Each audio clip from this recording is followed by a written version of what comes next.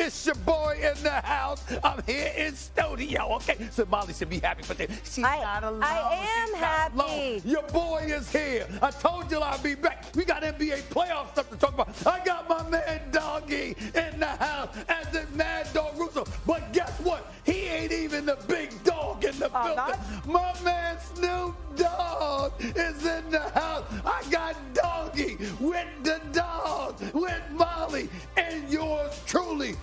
Holla at your boy. Whoa! It's good to be back. The 3-seed Lakers feel they did not play their best, and they are geared up for tonight. Luka for three. This is vintage Luka Doncic. Just so gifted offensively. Another great feed by LeBron. I'm not sure we saw any of this in game one. Lakers are going to win it by 9 and tie this best-of-7 series at 1-1. Going into the Minnesota is going to be a war. No matter what, we can't panic, and we got to stay together, and that's on me and Bron to keep the team together. All right, you know I'm hyped up right now, not just because of the NBA playoffs, not just because of L Draft. I've got Mad Dog and Stephen A in studio, and Snoop, and my guy Windy joining us. Good. This is First Take. That's what I'm talking about. What's going on, Windy? It looks like you're being held against your will, but I'm confident that you're safe and okay. Cleveland in the spring. What am I supposed to say? My goodness. He does look, dare I say, presidential. He does. So interesting. Your mind always goes there. Mr. President. Oh, God. Presidential mugshot. Yeah, that's more like it. Windy, you and I are seeing eye to eye. Gentlemen, we had some good NBA action. Let's dive into it. How about those Lakers?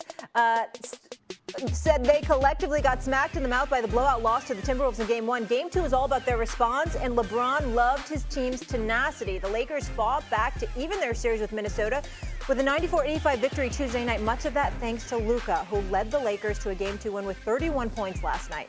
Luka became the second player in NBA history to average 30 points, 10 rebounds, 5 assists in the first 2 playoff games with a franchise, joining Querim Abdul-Jabbar in 1977 with the Lakers. All right, Essay, here's what I want to know. Are you higher on L.A. or are you just more down on Minnesota? Well, listen, give L.A. its props. Give J.J. Redick his props for having these brothers ready. His profanity-laced tirade in the fourth quarter, they deserved it because they were taking their foot off the gas.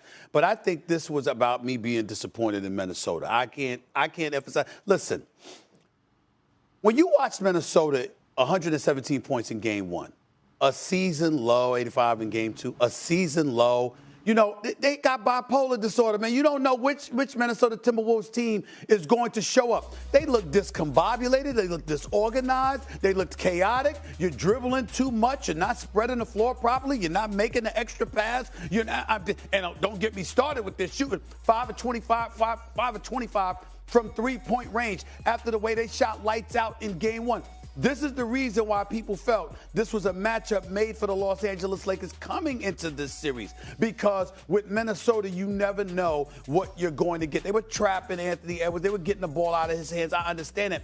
But you're looking at Naz Reid. You don't need to be handling the ball too much. McDaniels, you don't need to be handling the ball too much. Julius Randle, listen, Mr. Lefty, he ain't ambidextrous, okay? We know this, all right? Even though he put up some decent numbers last day, had 27 points. I just found myself incredibly frustrated with Minnesota. The Lakers scored 60 points over the last 3 quarters. 60 points over the last 3 quarters of the game. And still, Minnesota never pulled closer than within 9 because you're all over the place offensively. You can't win this series like that. You don't have a chance to win this series like that. You're looking at them and you're just saying to yourself, Mike Conley Jr., you've been a veteran point guard in the league for years. Control them. Control the pace. You know what? You got a ball. Don't be driving and I saw McDaniels literally run over Austin Reeves. And then looked at the ref like, what? What did I do? What do you mean what you did? It's not football. You're not trying to run, not trying to break tackles. I'm trying to get to the basket. You're just looking at them right now.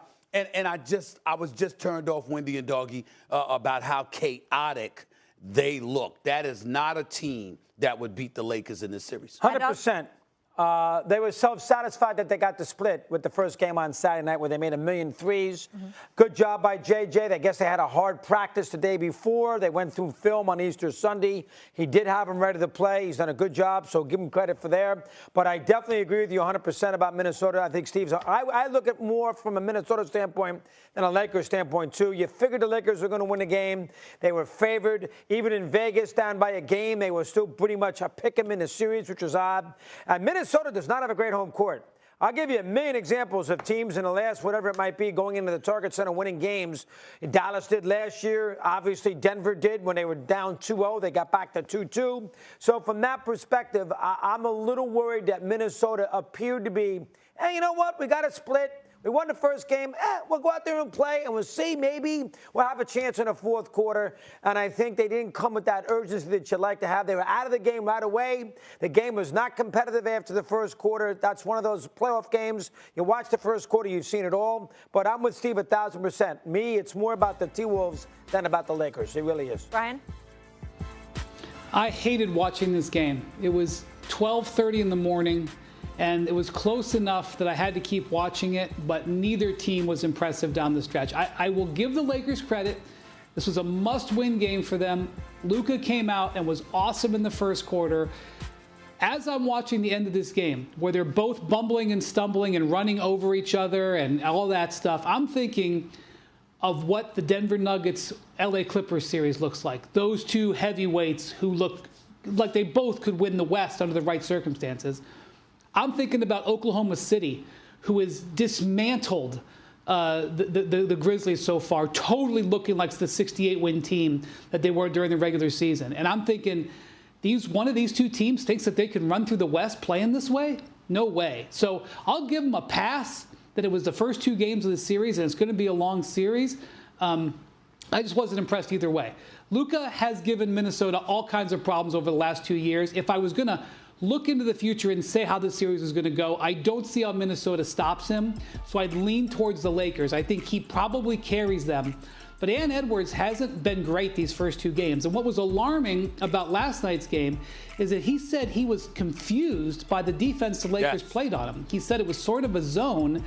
I'm not an X's and O's expert. I think the way the Lakers were playing against him is similar to the way they play against great scorers, where they just try to crowd the paint and dare the guy to kick and shoot threes.